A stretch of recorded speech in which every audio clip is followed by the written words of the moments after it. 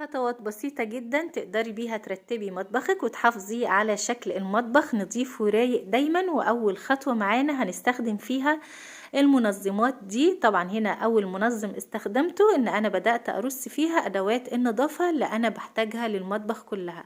عايزة أقول لكم من كل الحاجات دي أنا كنت رصاها فوق التلاجة وكان شكلها سيء جدا، فجبت المنظمات دي وبدأت إن أنا أرتب فيها أدوات النظافة كلها زي ما انتم شايفين كده. تاني منظم هنا استخدمته للسفنج وللصابون. طبعا ده صابون ابيض انا بستخدمه في غسيل الملابس يا بنات، ودي هنا صابونه كنت واخده نصها كده بشراه ومستخدماه.